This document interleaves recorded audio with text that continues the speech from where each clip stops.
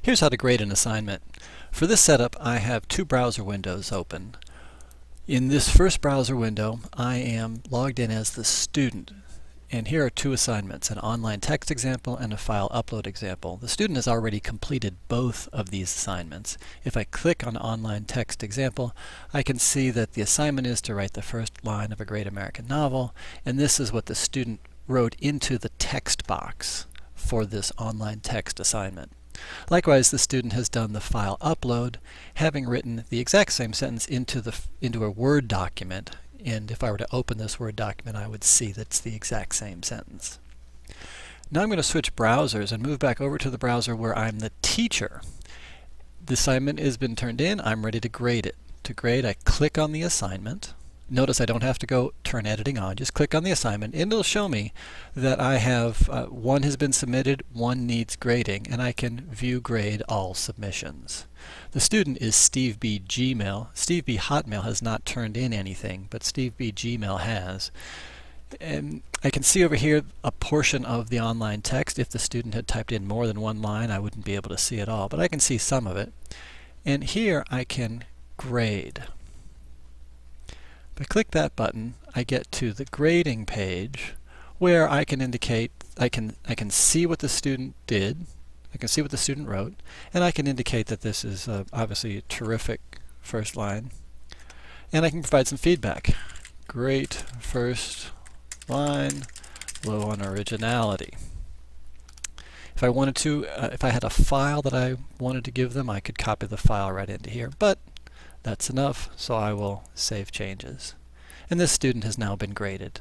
If I go back to the student window and click on this online text example, the student can see my comments. 90 out of 100, great first line, low on originality.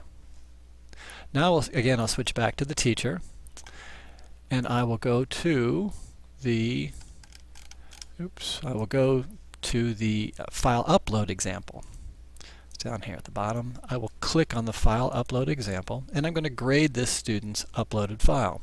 Again, there's one that's been submitted and one needs grading. I will view them all. And here I can see the name of the file.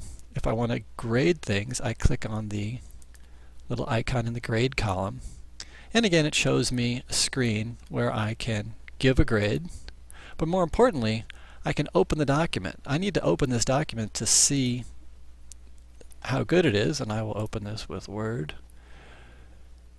Word opens, I can read this, and in fact I can make comments in here. I might say, great work, try something different, whatever you want to say.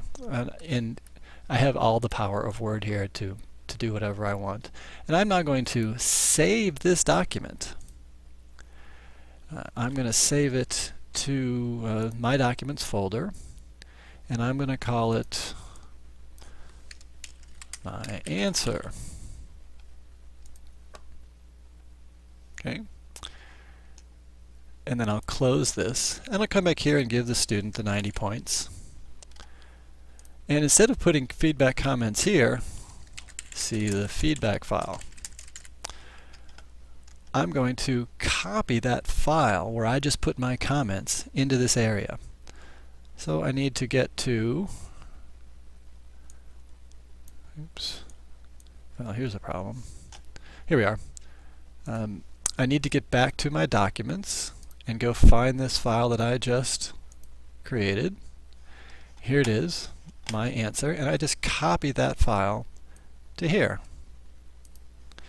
Now my answer file has been copied up to the student. I'll save these changes. And if I return to the student view and click on the assignment, the student finds that there's, again, 90 out of 100, see the feedback file, and the student now gets the answer document and can open it up and see what my comments were. Last thing about grading assignments is this area down at the bottom. If you turn quick grading on, it will let you type numbers straight into the grading area. And in fact, you can filter this to show you only those that require grading. This can be helpful if If you don't want to write in feedback, you just want to give a number score, and if you have lots of students that you're working through. Great, that's all.